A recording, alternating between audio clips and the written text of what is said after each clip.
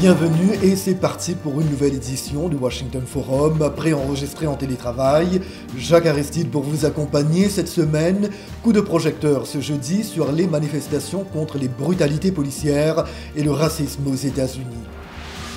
George Floyd, un Africain-Américain de 46 ans, est mort à Minneapolis à la fin du mois de mai, asphyxié par un policier blanc lors d'une interpellation. La colère qui a vu le jour dans cette ville du Minnesota s'est rapidement propagée à d'autres parties du pays. Les protestations ont toutefois donné lieu à des affrontements et des pillages. Le président Donald Trump a promis de restaurer l'ordre. Ce nouveau climat de tension remet sur le tapis le débat sur les inégalités et la question raciale en Amérique. Décryptage, analyse et commentaires à venir avec nos invités dans quelques petites minutes.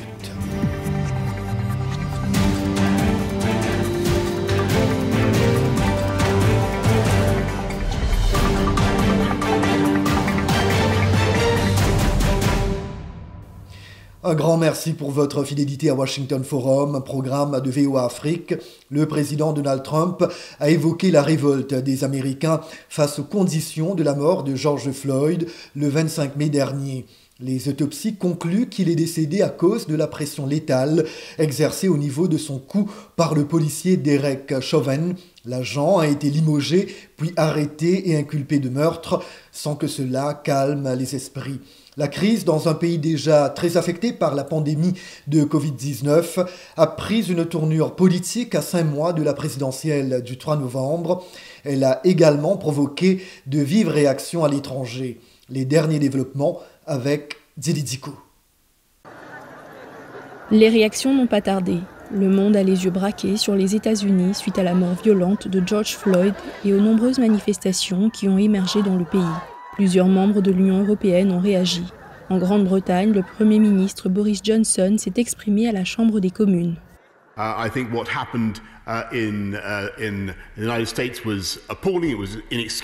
Je pense que ce qui s'est produit aux États-Unis est scandaleux et inexcusable. Nous l'avons tous vu sur nos écrans et je comprends parfaitement que les gens aient exercé leur droit de manifester. Évidemment, je crois aussi que les manifestations doivent se dérouler de manière légale et raisonnable. En France, une marche a eu lieu pour dénoncer les violences policières. Environ 20 000 personnes ont manifesté à Paris à l'appel de la famille d'Adama Traoré, un jeune homme noir mort en 2016 suite à son interpellation. Les manifestants, menés par sa sœur, ont fait écho au mouvement américain. C'est un rassemblement qu'on fait suite à tous les événements qu'il y a eu la semaine dernière. Celle qui arrive juste avant, c'est la mort de George Floyd, cet homme noir, notre frère, qui va mourir avec des scènes horribles, des scènes qui vont nous horrifier, des scènes qui vont nous glacer le sang et des scènes qui vont en tout cas se calquer sur la mort de mon petit frère. La Russie s'est dite scandalisée. La Chine a dénoncé une maladie chronique du racisme aux États-Unis et Hong Kong parle de 2 poids, 2 mesures de la part de Washington. Nous avons vu ces dernières semaines les doubles standards qui existent. Nous avons vu comment les gouvernements locaux américains ont réagi face aux émeutes. Nous avons également vu la position adoptée par les États-Unis lorsqu'il y a eu des émeutes similaires à Hong Kong. La vague d'indignation suscitée par la mort de George Floyd a eu une portée plus générale au Brésil, où des manifestants sont sortis pour protester contre le racisme, accusant le président brésilien de favoriser un climat propice aux inégalités. Nous ne pouvons plus tolérer tous les abus et les injustices contre la classe ouvrière, les pauvres, les noirs, les indiens, les femmes, la communauté LGBT et toutes les formes d'oppression par le gouvernement Bolsonaro. Nous devons nous faire entendre. Plus d'oppression. De son côté, le secrétaire général de l'ONU, Antonio Guterres, a estimé que la violence policière devait faire l'objet d'enquêtes aux États-Unis, comme dans n'importe quel pays au monde. Et voilà, le décor est planté. Merci bien Dili. Il est l'heure maintenant d'accueillir nos invités pour entrer dans le vif du sujet.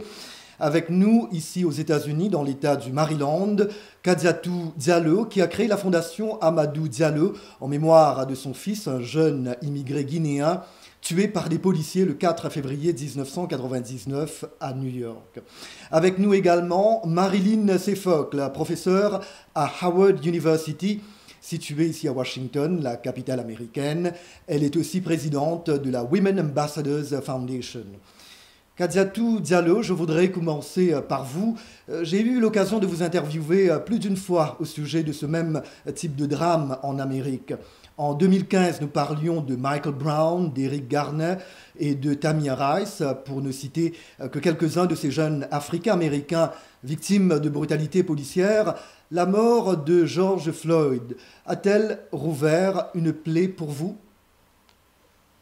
Merci de m'avoir invité sur ce plateau. En fait, je suis une mère qui a poussé un cri depuis 21 ans, coup de cœur, parce que mon fils aîné a été abattu sans raison le 4 février 99 à New York par 4 policiers blancs. Depuis lors, je milite et je continue à travailler avec des familles parce que pour moi, c'est une plaie qui ne s'est pas refermée. Ça continue et ça s'aggrave. Et j'espère que à travers les efforts qu'on a fournis et la jeunesse d'aujourd'hui, nous allons enfin franchir ce pas qu'on attend, parce que c'est pas facile. Regardez ce clip que la jeune qui a pris son téléphone et filmé ce image est gravé dans la conscience de toute l'humanité. Comme Amadou quand il a été abattu avec 41 balles. On ne comprend pas. Ça, c'est quelque chose qui n'est pas facile du tout. Moi, je ne me porte pas bien. J'ai un coup de cœur aujourd'hui et mon cœur en souffre. Je suis sans mots. Tu ne peux pas regarder ce film-là et ne pas sentir quelque chose, même si tu n'es pas parent. À plus forte raison, une mère qui a souffert, comme j'ai souffert il y a 21 ans. Oui, de tels drames sont évidemment plus médiatisés aujourd'hui grâce notamment aux réseaux sociaux et aux smartphones. Mais même s'il remonte à 21 ans de cela, le cas d'Amadou Diallo a également marqué ce pays. Pour nous rafraîchir la mémoire, très rapidement, que lui est-il arrivé le 4 février 1999 ? Puisque ce jeune Amadou était vraiment indépendant, il voulait travailler, économiser de l'argent pour payer ses frais d'études sans l'aide de ses parents. Donc, j'étais fière de mon fils. Il a travaillé dur, il a fait des petits jobs de par-ci et là et il a économisé de l'argent. Il était prêt à s'inscrire à l'université.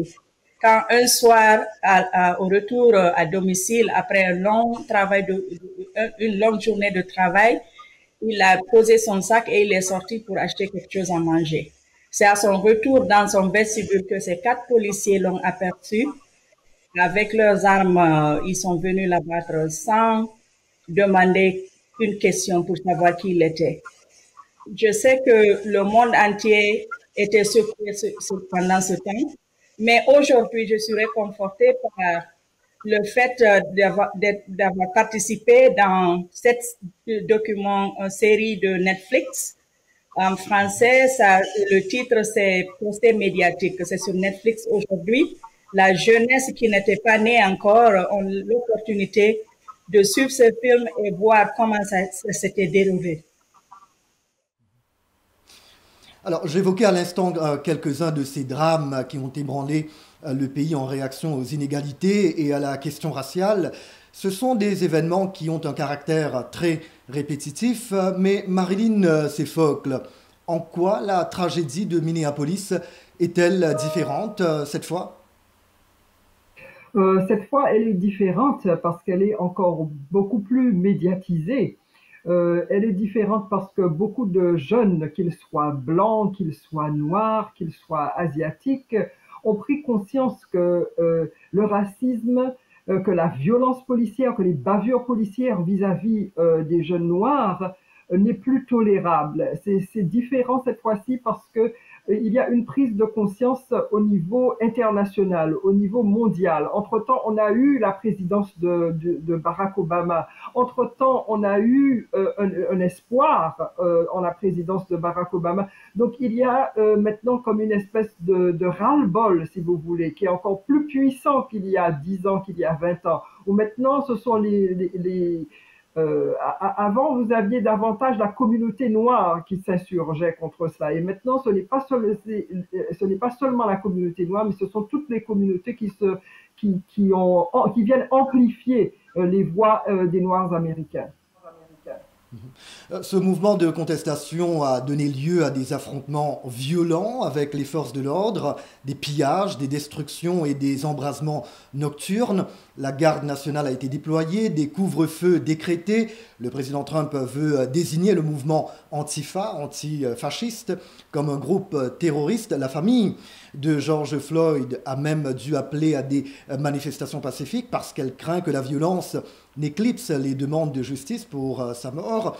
Partagez-vous cette crainte, Marlene Sefocle, brièvement? Je ne pense pas que le mouvement va déraper, mais c'est un mouvement qui est, comme on dirait en anglais, overdue. Ça fait longtemps que ce mouvement devrait prendre forme.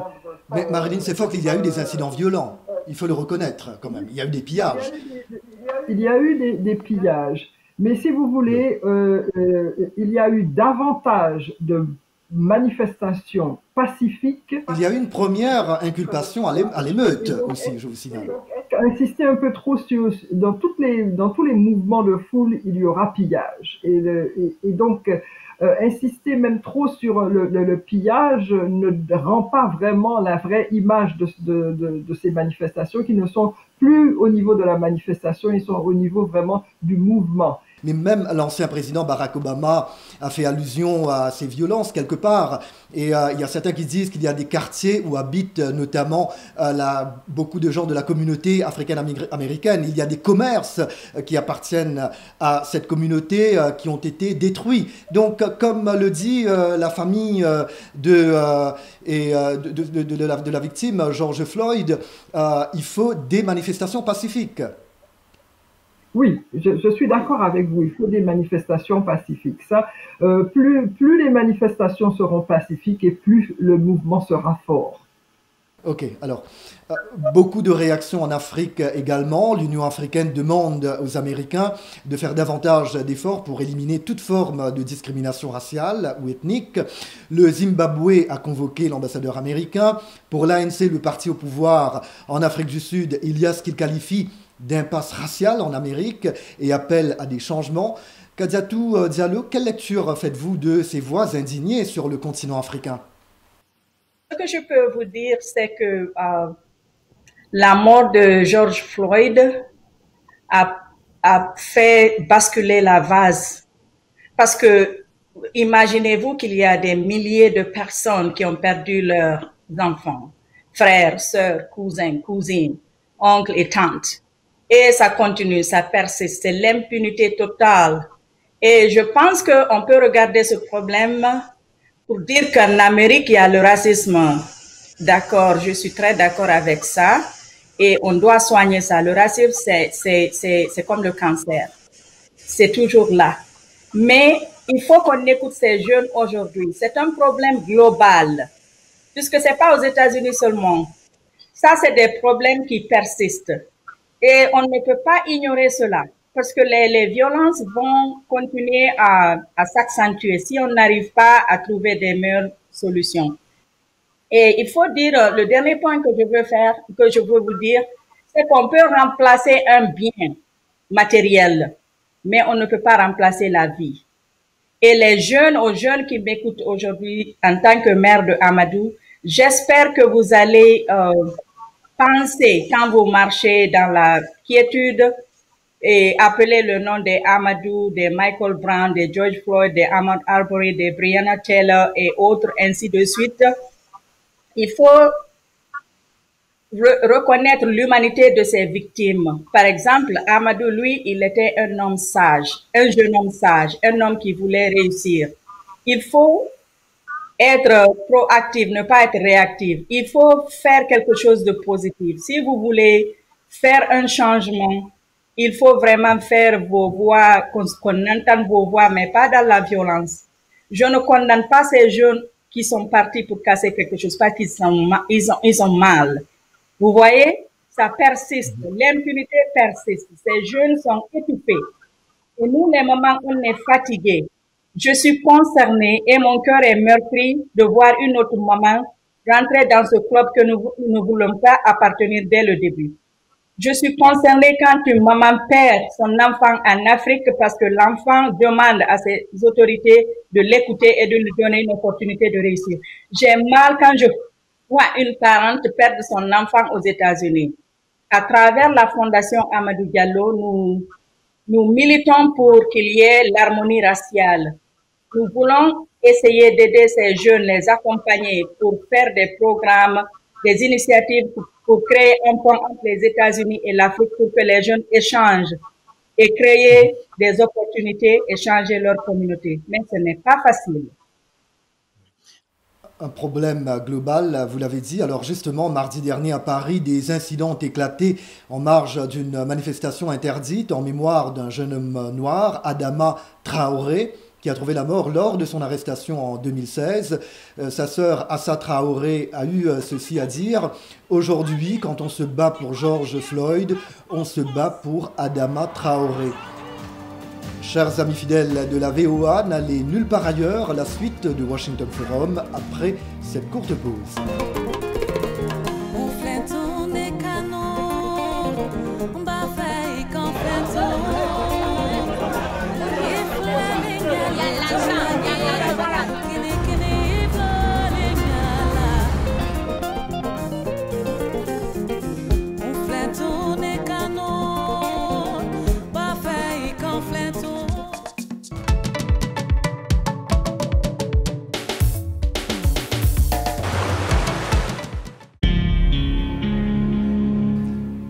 Jacques Aristide de retour avec vous dans Washington Forum que vous propose VOA Afrique. Gros plan sur les manifestations antiracistes aux États-Unis émaillées de troubles, pillages et affrontements avec les forces de l'ordre après la mort à Minneapolis de George Floyd, un Africain-Américain asphyxié par un policier blanc. Avant de retrouver nos invités, je vous propose quelques commentaires Facebook.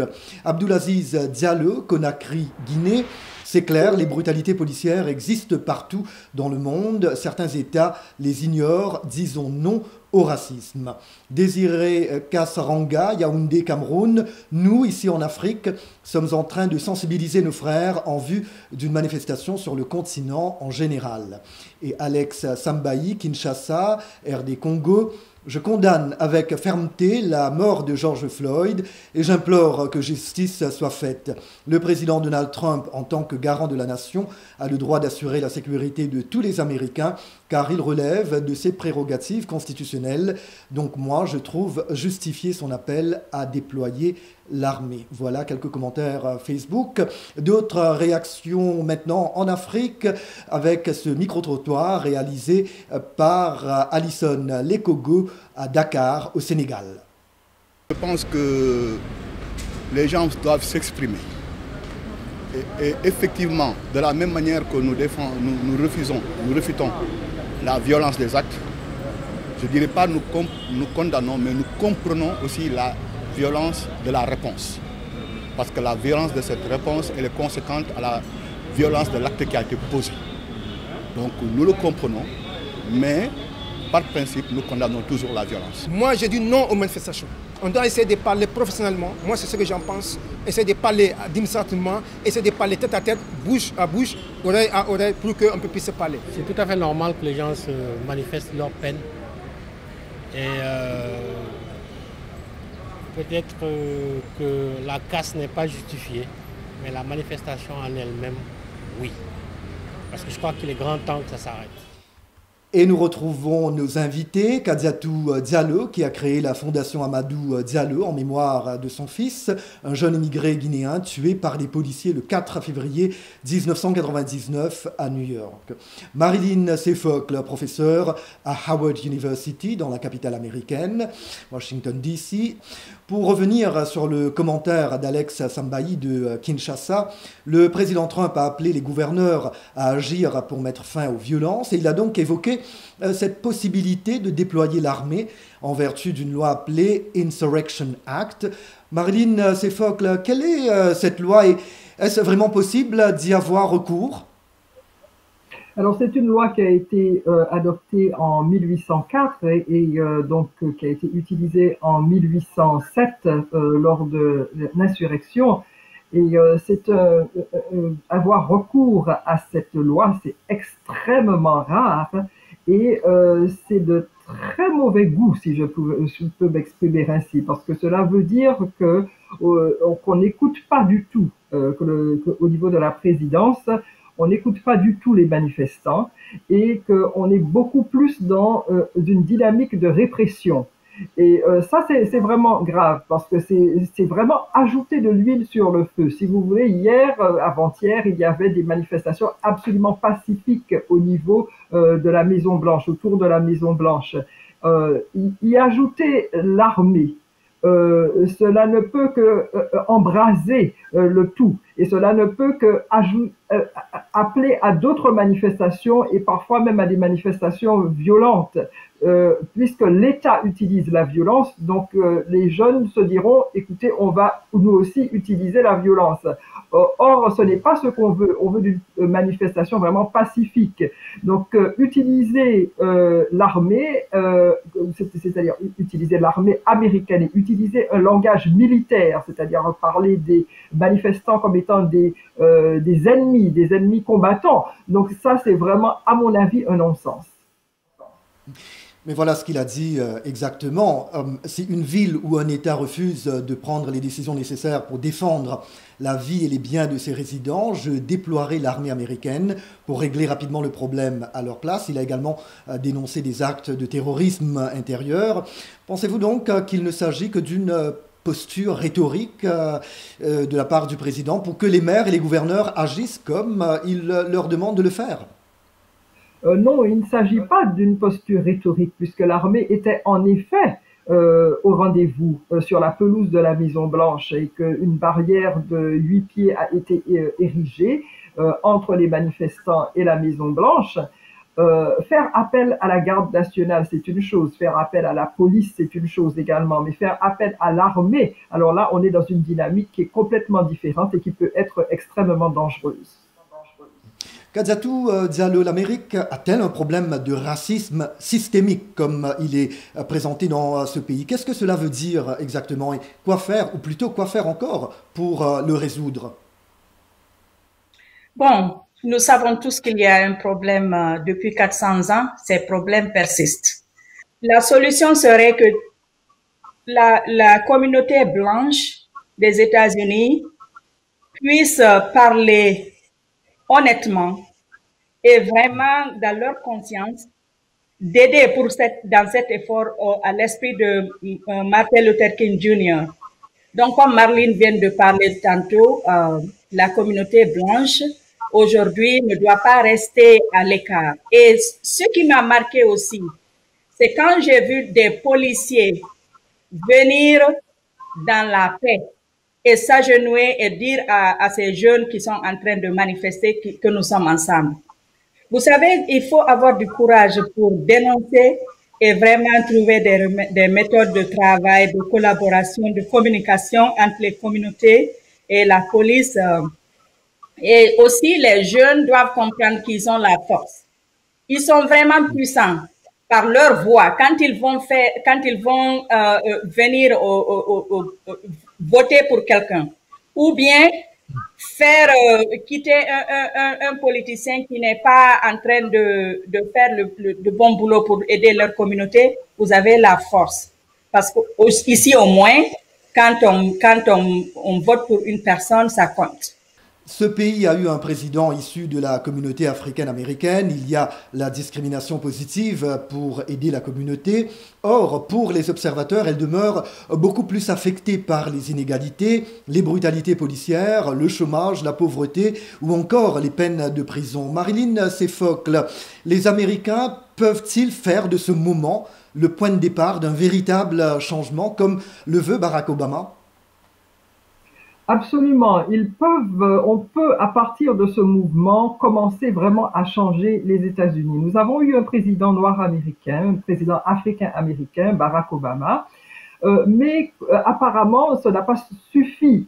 Ça n'a pas été suffisant pour changer la donne, parce que le problème est vraiment ancré dans les États-Unis. Quand on réfléchit à toutes les manifestations, les émeutes qui existent depuis le temps de l'esclavage, et quand on pense par exemple à la rébellion de Denmark-Vesey, quand on pense par exemple dans les années 1919, l'été de 1919, il y a 101 ans, c'était ce qu'on appelait l'été rouge. Pourquoi? Parce que dans tous les États-Unis, il y a eu des massacres en 1919 contre les Noirs. Énormément d'Africains-Américains ont perdu leur vie en 1919. Ensuite, quand on arrive en 1921, c'est le massacre du Black Wall Street à Tulsa, en Oklahoma. Pourquoi ce massacre? Eh bien, c'est parce que Tulsa, Oklahoma, c'était une ville florissante, c'était une ville où il y avait des banques qui appartenaient à des Noirs américains, de très belles villas, des villas cossues qui appartenaient à des Noirs américains, et à côté, vous aviez une ville qui allait K1-K.A. et qui était prédominée par le Ku Klux Klan. Et jaloux donc du succès des Noirs, ils ont envahi cette ville, ils ont prétexté une escarmouche et ils ont envahi cette ville pour pouvoir tuer les Africains américains. Et au bout du compte, 1200 maisons appartenant à des Noirs ont été complètement détruites et 300 personnes ont été massacrées dans cette petite ville et qui finalement, même jusqu'à maintenant, on ne sait même plus où sont les corps.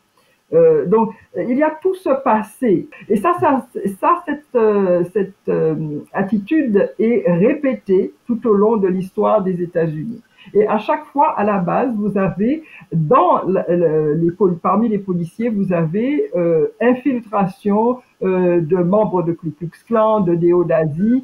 Dans les années 1921, 1919, 1921, il y avait par exemple dans l'État du Colorado 75% de la police dans l'État du Colorado en 1921, lors des émeutes dans le Colorado, 75% de la police faisait partie du Ku Klux Klan. Donc il faut qu'on se remémore cette histoire, il faut connaître cette histoire pour justement pouvoir l'endiguer, pouvoir l'éliminer. Connaître l'histoire, c'est extrêmement important. Marilyn Seyfock, les événements actuels vont-ils avoir un impact sur les élections de novembre prochain? Sans doute, sans aucun doute, ces événements auront un impact sur les élections de novembre. Et il ne faut pas oublier non plus que le pays connaît ce gros problème de pandémie de Covid-19. Oui, parce que cela se joue justement, comme vous l'avez dit, sous fond de pandémie de Covid-19, une pandémie qui n'a pas été bien gérée, il faut le dire, il faut l'avouer. Dès le départ, il y avait des informations qu'avait donc la Maison-Blanche et sur lesquelles ils n'ont pas agi suffisamment et suffisamment rapidement. Donc, quand vous ajoutez à cela des tensions raciales qui sont elles aussi mal gérées, je pense que cela aura une incidence sur les élections et j'espère en tout cas que cela motivera un certain électorat à prendre part aux élections. Washington Forum prend fin ici. Merci bien à nos invités, Kadiatou Diallo de la Fondation Amadou Diallo et professeur Marilyn Seyfock de Howard University. Merci à nos radios et télépartenaires en Afrique et bien évidemment, merci à vous, chers amis de la VOA. Merci de nous avoir accueillis chez vous. Voilà, je remercie tous mes collègues qui nous a aidé à préparer, à réaliser cette émission. C'était Jacques Aristide avec vous. Je vous dis à très bientôt. Take care.